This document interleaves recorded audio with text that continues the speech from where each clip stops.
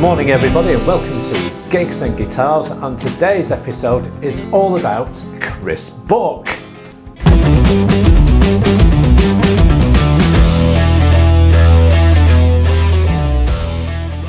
You may or may not have heard of this fantastic guitarist from Wales.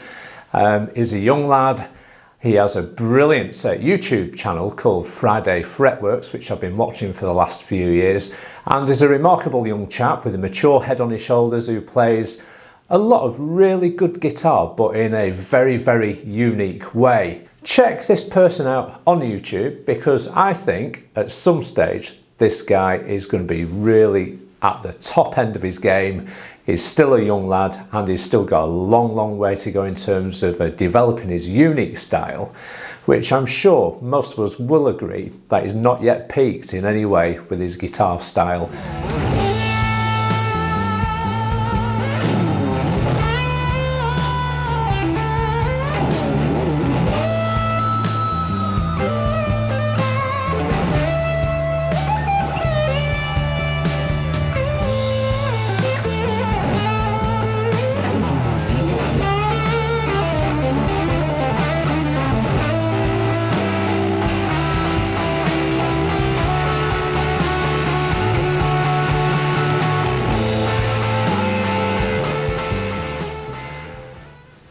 So we got our tickets booked to watch Buck and Evans, and on Friday the 11th of January 2020 we headed over to Manchester to the Day and Night Café to watch Chris Buck performing in his band with Buck and Evans. So Kev, tell me, was it not the Night and Day Café? I have to be honest, I was on my way to Manchester. I wasn't really feeling all that good. I had man flu, the world's worst cold, and you blokes out there will know exactly what I'm talking about. And I wasn't really feeling on top form. Lovely small venue, and I do like the small venues. And they're just a lot more intimate. It's not like the arena or the large sort of concert halls. We're talking, it's essentially a cafe, a very long thin cafe with a stage right at the far end. And do you know what? Brilliant homely atmosphere and lovely bar. But because I was feeling a little bit ill that day, I was popping some paracetamols and I was sat at the bar with Michelle. And do you know what? We had a really good night. I have to confess, when we went to watch Buck and Evans, I'd not even considered doing a YouTube channel at that point. And what I did manage to achieve was some very awful video of Chris Buck and Buck and Evans in action, and I'll just show you just a quick clip, and it's really just to tell you that I was there and I embraced it and I really enjoyed it, so please enjoy.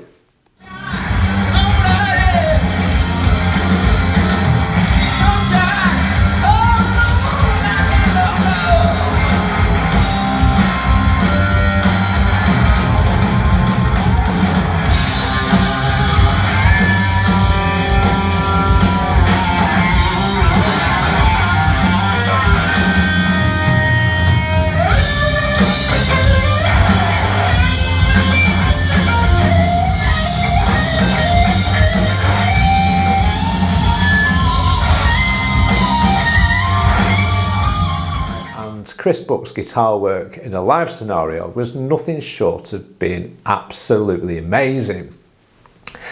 But credit where credit's due, the rest of the band are on top form too, and what a great sound. But again, it's the whole package that means the thing for me. In terms of a good gig, it's the atmosphere, it's the vibe. For me, it's people went to see Chris Buck and Buck and Evans because they're connoisseurs of good music. You didn't get the odd lunatic that generally stands next to me when I'm at the front of quite a large gig and think, do you know what, I wish I'd not bothered. But anyway, I have to say, all enthusiasts, and it's a really good natured event in such a lovely cafe. Perhaps cafe is the wrong word, it's a bar at the end of the day. And yeah, really good gig.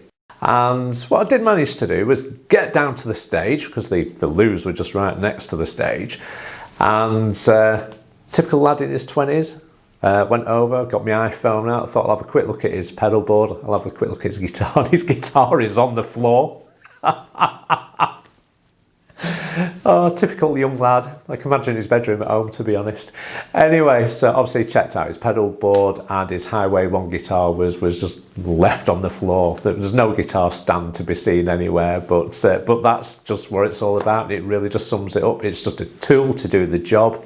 I was able to meet the band and the man himself, Chris Buck, at the end of the gig, and bizarrely enough, I actually got to meet his mum, who is really lovely as well, to be honest. And I did ask her the question, Mrs. Buck, is that your living room that hosts Friday Fretworks? And she said, yes, it is.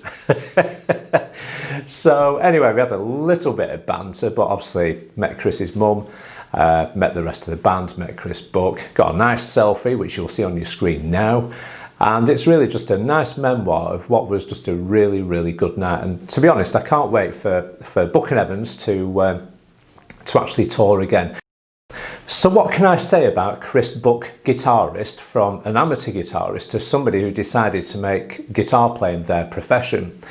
Well, what I have to say is I'm the kind of person who will soak up people's performances, their techniques, and with Chris Buck, he has not only a unique tone, but in being able to obtain that unique tone, he adopts various subtle techniques when he's playing guitar. Yeah, he knows all the scales, he knows all about the fretwork, but for me, it's what he's doing with his right hand at the time, which really, for me, captures the true essence of Chris Buck's guitar tone. You'll see on Friday Fretworks, and I'll probably put a few sort of feeds into this video so just to illustrate the point. He flips between mainly his finger ends, and when he's plucking those strings, almost in a finger picking kind of style, but often reverts to his plectrum to add more clarity to the tone as and when he requires it. Right, A Better Day is a fantastic album by Buck and Evans. I have to say, it's one of those CDs or however you've listened to it, or you might want to listen to it, whether it's via Spotify or Apple Music, whatever the case may be. But I have to say, this CD has been in my car since January of this year, and it's on every week, it really is.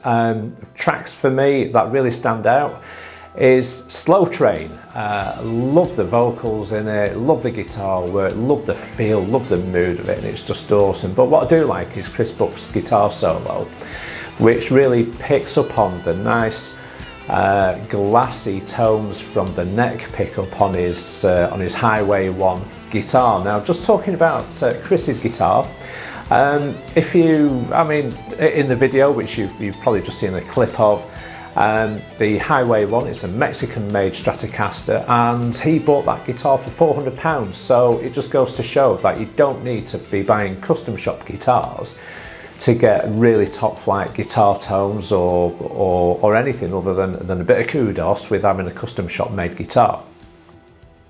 That guitar was basically a test mule for Chris Buck's signature pickups made by Radio Shop, and he was approached by Radio Shop to say, look, we fancy doing you some signature pickups. If you give us a guitar to actually use as a test bed, please send one over. So that's the story between the Highway 1 guitar.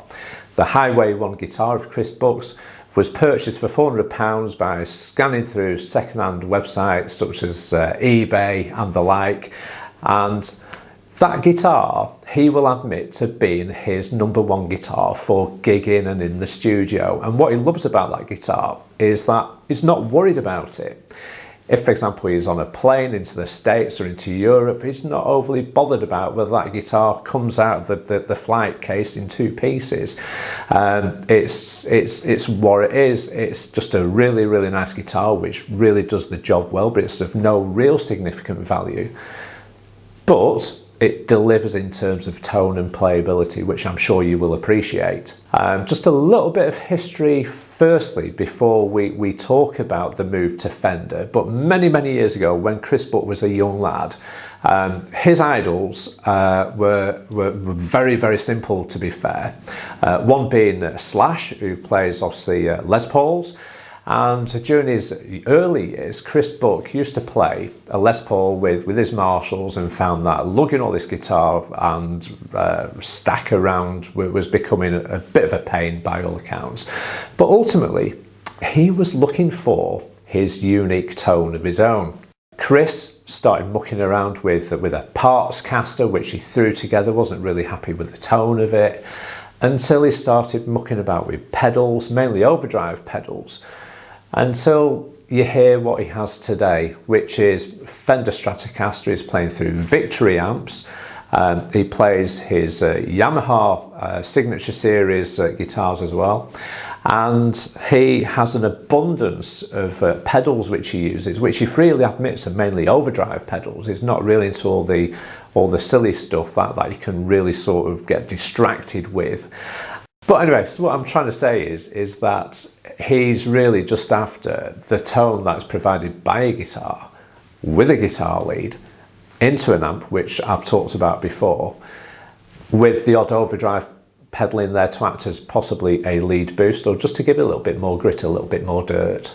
So that brings us nicely on to his current project of a guitar, which is a 1962 Fender Stratocaster, which is a lovely red colour, which bizarrely enough he purchased from an auction hall. This has been documented on Friday Fretworks, and he was very fortunate enough to win the bids on that guitar. He took the guitar home. It needed a lot of work being done to it, and he sent that off to a YouTube channel which is called The Tone Twins, where they've documented on their channel the complete restoration of that 1962 Fender Stratocaster. They obviously spent a lot of time correcting the neck. It's obviously, with it being a 60 Strat, it's got a rosewood board on it. There's a little bit of damage to it, which they meticulously repaired. So it's still got the wear within the guitar because of its age, so it's not pristine, but they've obviously sorted out the major things that needed doing. And from what I can remember from watching, because I'm a guitar geek, is that I think midway up the scale length of the guitar, I think it had a completely different set of frets further up the scale length, up towards the 21st fret. So a lot of work's been done on that guitar, and Chris Buck has now got what is a 1962 Fender Strat, which he can say is his own, which he can use and enjoy, and hopefully I'll get to see him playing that at a live gig myself in person soon as well. But at the end of the day, would he want to take it on a plane to a different country, or would he take the Highway 1? Who knows? We'll have to see. A few weeks ago, another channel that I follow on YouTube. Now this gentleman's got around about 2 million subscribers, which is just absolutely huge.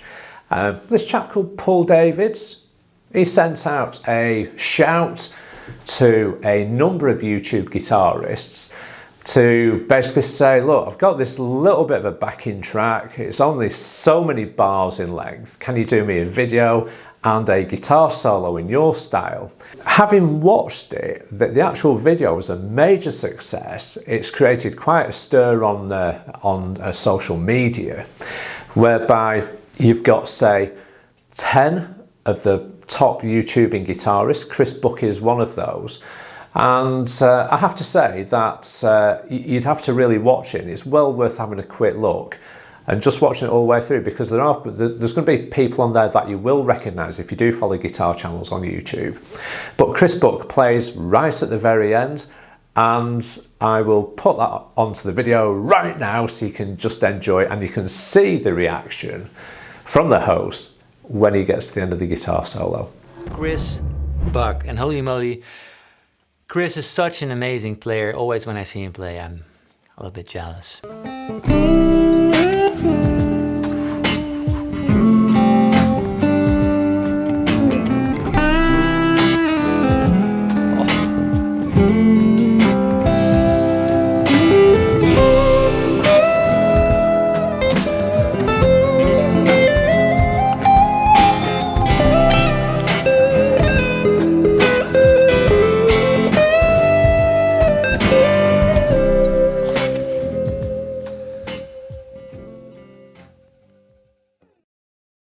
For me personally, that guitar solo was probably the most influential out of the 10 that I did watch.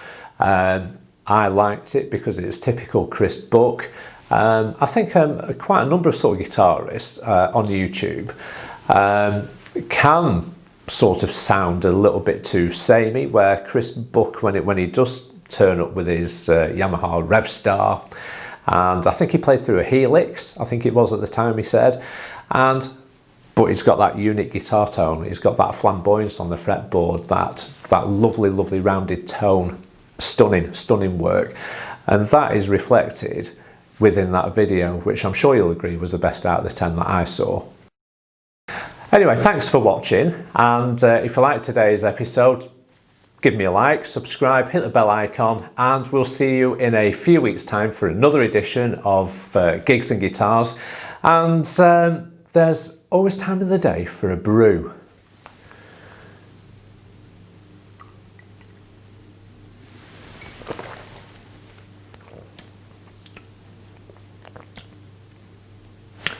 Cracking.